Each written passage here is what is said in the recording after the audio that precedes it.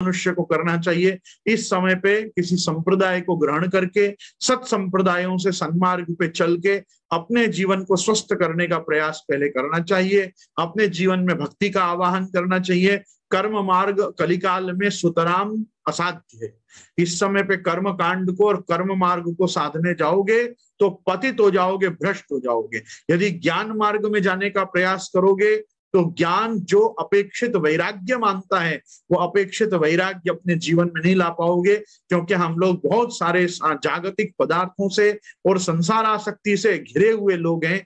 हम लोग बहुत जल्दी से जीवन मुक्त नहीं हो पाते, और जिसके अंदर मुमुक्षुत्व नहीं है, जिसके अंदर ज्ञान प्राप्ति की उतनी तीव्र उत्कंठा नहीं है, वो ज्ञान मार्ग का सेवन नहीं कर सकता है। ज्ञान निष्ठा तदा ज्ञेया सर्वज्ञो ही यदा भवेत्, कर्म निष्ठा तदा ज्ञेया यदा चित्तम प्रसीदति, भक्ति निष्ठा तदा ज्ञेया यदा कृष्णम प्रसीदति।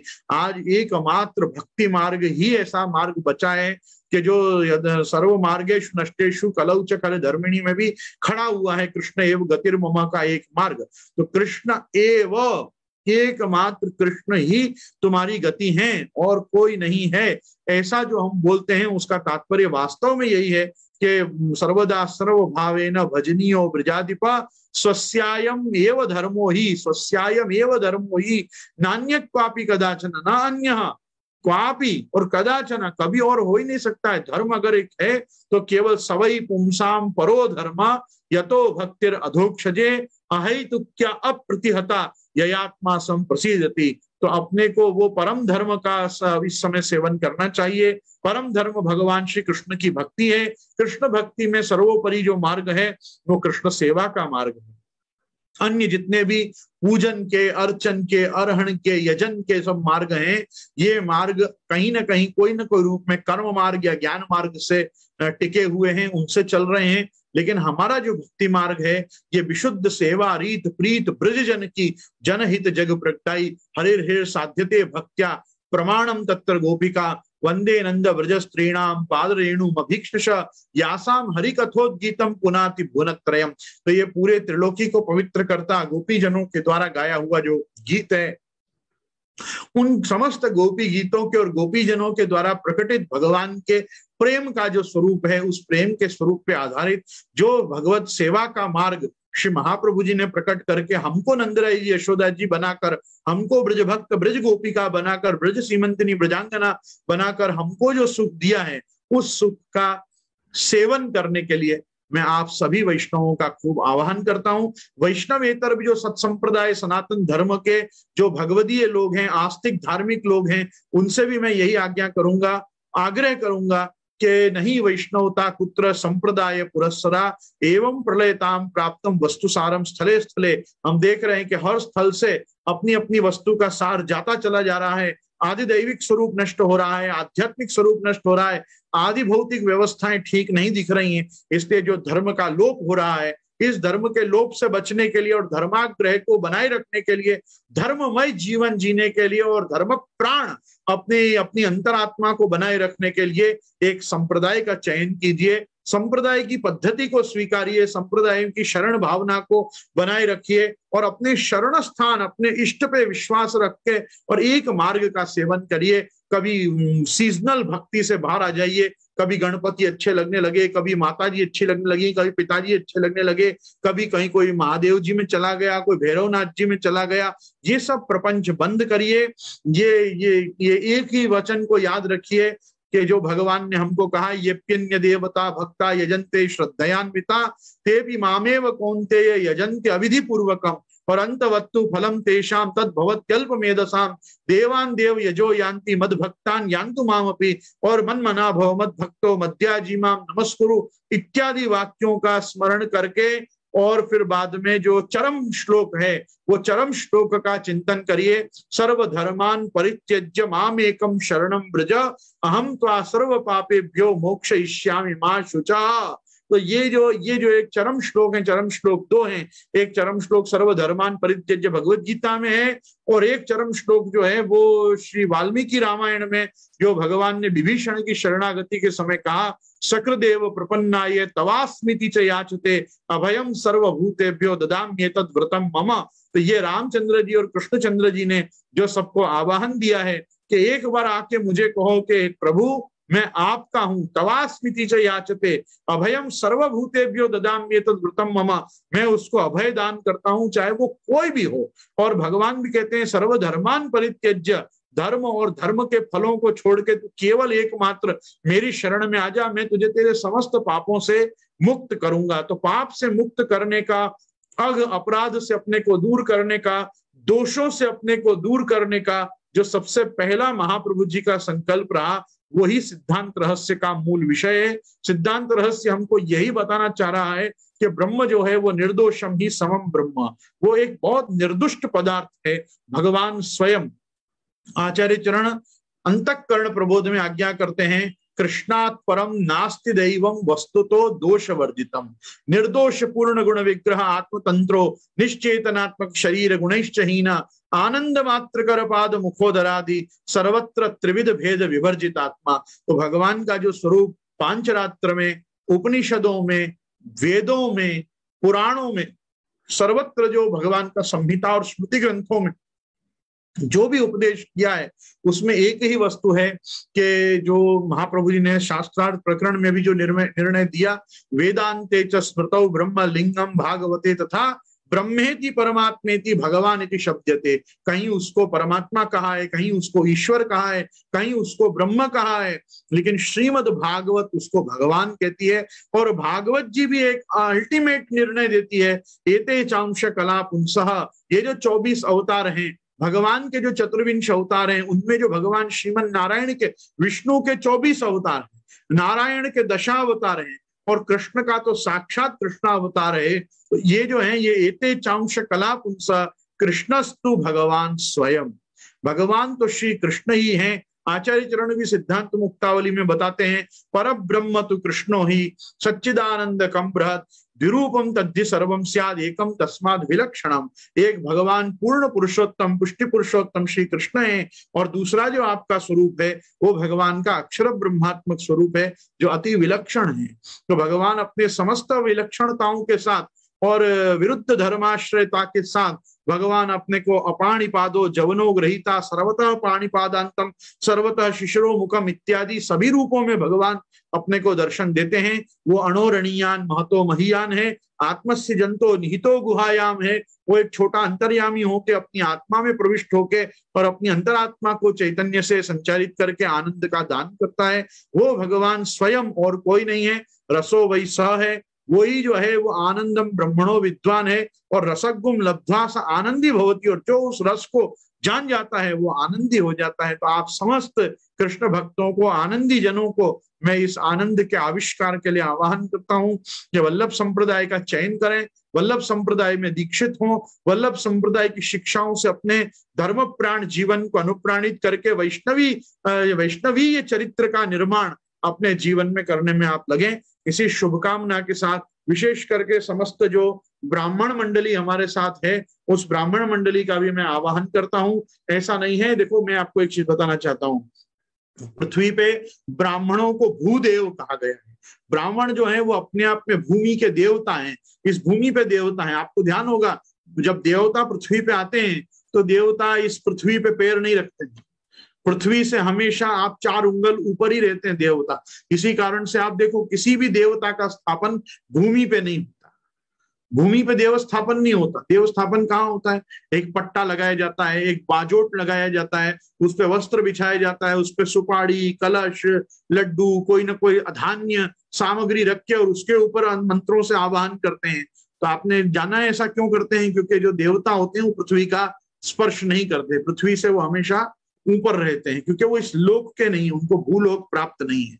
अपन लोग भी भूमि में आए के परे हैं, अपन ये सब मर्त्य लोक के वासी हैं, अपन लोग भूलोक के वासी हैं, इसलिए अपन इस भूमि पे पड़े रहते हैं, धरे रहते हैं। देवता इस भूमि पे नहीं आते। परोक्ष प्रिया हवई देवा, वो सब परोक्ष प्रिय हैं, वो दूर से आएंगे, किसी सुपाड़ी उपाड़ी पे, कलश वलश पे बैठ के आपका पूजन लेके चलते बनेंगे, उनका आपका मुंह देखना भी पसंद वास्तव में नहीं है। वो अपना टैक्स लेने आते हैं, टैक्स लेके चले जाते हैं, ठीक है। तो ये जो सब देवता होते हैं, ये देवताओं में हमारे एक विशेष देवता है जिसको कहा जाता है ब्राह्मण। आज वो बड़ी बेचारी स्थिति में है ब्राह्मण, लेकिन किसी जमाने में वो बड़ा देव रूप में विद्यमान रहता था ब्राह्मण। तो ब्राह्मण ऐसा क्यों था? क्योंकि शास्त्र में एक वाक्य मिलता है, दैवाधीनम जगत सर्वम, दैवाधीनम जगत सर्वम, ये पूरा जगत जो है ये देवताओं के अधीन है। वही वही वर्षा के देवता अलग हैं, सूर्य देवता अलग हैं, चंद्र देवता अलग हैं, नक्षत्र अलग हैं, तारागण अलग हैं, तो अग्नि जल वायु यम निरति आदि बहुत सारे देवता, तो 33 कोटि, मतलब 33 कोटि प्रकार के देवता हैं। तो इन देवताओं में के अधीन ये पूरा जगत है। तो दैवाधीनम जगत सर्व और मंत्राधीनस्तु देवता, और ये देवता किसके अधीन है? ये मंत्रों के अधीन है। हम इनको आवाहन का मंत्र बोल के बुला लेते हैं और विसर्जन का मंत्र बोल के इनको भगा देते हैं, मतलब पधरा देते हैं वापस, हम क्या आ जाओ भाई। तो दैवाधीनम जगत सर्वम और मंत्राधीनस्तु देवता, ते मंत्रा ब्राह्मणाधीना, वो मंत्र किसके अधीन है? वो मंत्र ब्राह्मणों के अधीन है। ते मंत्रा ब्राह्मणाधीना तस्मात् ब्राह्मण देवता, इसलिए ब्राह्मण देवता, क्योंकि वास्तव में देवता भी उसके वशीभूत हैं। क्योंकि देवता क्यों उसके वश में है? देवता मंत्रों के वश में, मंत्र किसके वश में? ब्राह्मण के वश में, तस्मात् ब्राह्मण देवता। इसलिए मैं समस्त भूदेवों से, इस पृथ्वी पे विचरण करने वाले ब्राह्मणों से मैं खास आग्रह करूंगा, आपको जो रुचे वो आप पहले इष्ट बनाएं। यदि आपको शिव इष्ट हैं, आप शैव आगम को स्वीकारें, शिव महापुराण आदि, लिंग महापुराण आदि पढ़ें, उनके हिसाब से जाके शिव भक्ति करें।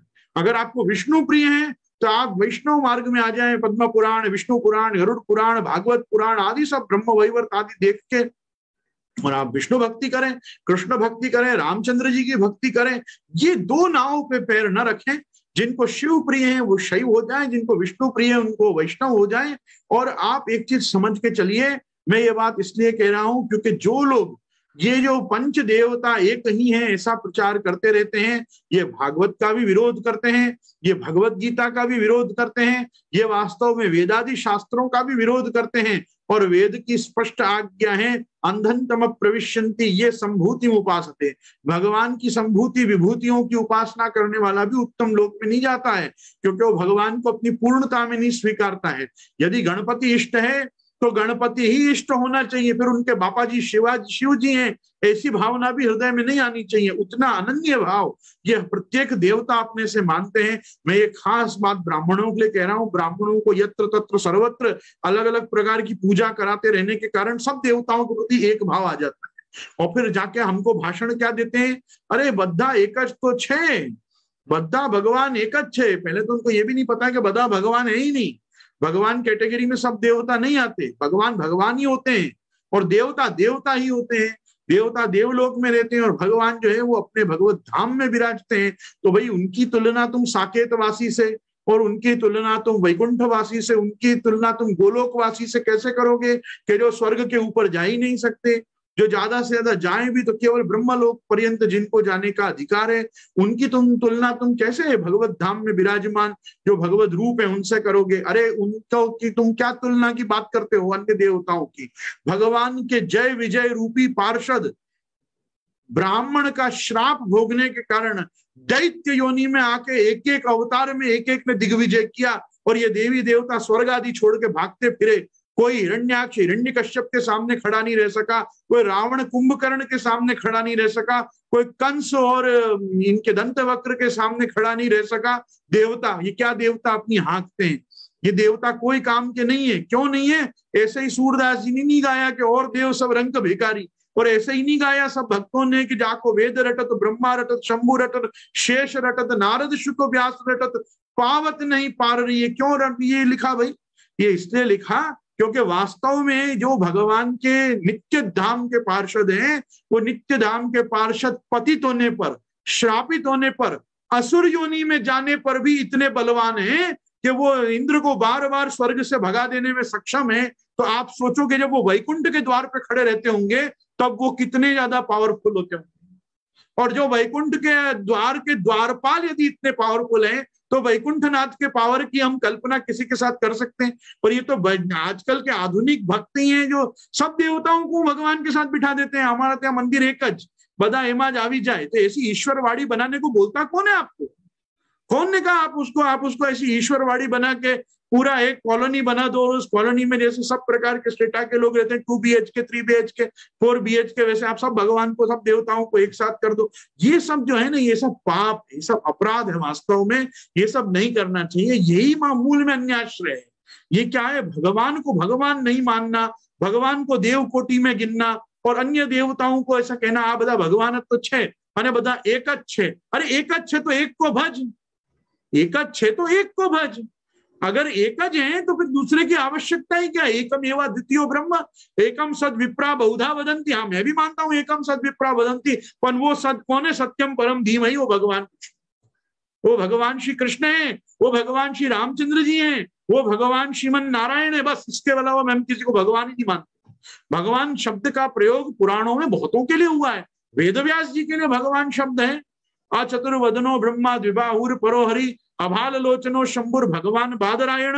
भगवान ब्रह्म काटस्तेन, ब्रह्मा जी के लिए भगवान शब्द का प्रयोग होता है। महादेव जी के लिए भगवान शब्द का प्रयोग होता है। क्यों होता है? ये गुणावतार है। महादेव जी के लिए भगवान शब्द का प्रयोग होता है, सही होता है। शंकर जी के लिए होना चाहिए, क्यों? भगवान के तमोगुण का अवतार। ब्रह्मा जी के लिए होना चाहिए, भगवान के रजोगुण का अवतार है। विष्णु के लिए होना चाहिए, हाँ, प्रभु श्री कृष्ण के सत्व गुण के अवतार हैं। ये गुणाधिष्ठात्र अवतार हैं, इनके आगे भगवान लगे, हमको कोई विरोध नहीं है। भगवान शिव कोई बोलेगा हम भी कहेंगे हाँ भगवान शिव, कोई कहेगा भगवान ब्रह्मा, हम कहेंगे हाँ भगवान ब्रह्मा, कोई कहेगा भगवान विष्णु, कहेंगे हाँ भगवान विष्णु, कोई कहेगा भगवान इंद्र, हम कहेंगे नहीं इंद्र इंद्र, वो कोई भगवान नहीं। और अन्य कोई भी देवता को खड़ा करोगे और कहोगे ये भगवान, हम कहेंगे नहीं, वो देवता, उनके अंदर देवत्व, वो देव योनि है। वो भी अपने कर्म, तपस्या, यज्ञ याग, कोई न कोई प्रकार के मख आदि को करके कोई कल्प, कोई मनवंतर, कोई युग में वो देवत्व को प्राप्त हुए। और जिस दिन उनका भी वो सब कांड कौभांड पूरा हो जाएगा पुण्यों का, वो भी मेरे और आपकी तरह जन्मेंगे इस भूमि पे। आपको क्या लगता है वो अमर है? वो अमर एक कल्प तक हैं, वो अमर एक मनवंतर तक हैं, वो अमर एक युग तक हैं। और उनकी वो सब पूरी होने पे वो भी मेरे और आपकी तरह माता के गर्भ में जाएंगे और 9 महीना वहां वास करेंगे और बाद में बाहर निकलेंगे। क्यों? क्योंकि वो देवता है, वो हमसे बहुत ऊपर है, पूज्य। उनके पूज्यत्व में क्या हमको समस्या है? पूज्य तो कोई भी है। आज आपके घर में इनकम टैक्स की रेड पड़े, ना करे नारायण, तो आपके लिए इनकम टैक्स ऑफिसर भी देवता है। आप उसका भी पत्रम पुष्पम पूजन आदि करके उसको सब प्रकार से मना के संतुष्ट करके भेजोगे, और विसर्जन के मंत्र पहले बोलते रहोगे आह्वान से भी ज्यादा। तो ये क्यों करोगे? क्योंकि आपको तब उस समय लगेगा कि नहीं नहीं नहीं, इसका अनुकूल होना ही इस समय जरूरी है। तो मैं क्या उस समय ये कहूंगा आपने अन्याय किया? मैं कहूंगा नहीं अच्छा किया भाई, उसको भगा दिया वहां से। कल उठ के तो तू मुझे 4 साल तक भेंट नहीं करेगा कि भाई मैं फिर तो रेड पड़ी मेरे यहाँ, तो रेड पड़ी तो मैं कहाँ जाऊंगा। इसलिए कहने का मेरा मतलब यह है कि देवताओं में भगवान में भी तादात्म्य मत मानो, तारतम्य जानो, और वो तारतम्य को बनाए रखो। जो जहां पे होना चाहिए वो वहीं होना चाहिए। तो ये यक्ष अलग हैं, किन्नर अलग हैं, गंधर्व अलग हैं, देवता अलग हैं, और भगवान अलग हैं। और भगवान को भगवान के स्थान पे रख के भगवान श्री कृष्ण की भक्ति करो। भगवान श्री कृष्ण की भक्ति जब करो तो अब सबको मान के चलो कि ये जितने भी देवता हैं ये सब प्रभु आपकी ही विभूति है, और ये विभूति रूप है, आपकी विभूति रूप है। हमको इससे कोई समस्या नहीं है। मैं आपसे कह रहा हूं संप्रदाय का चयन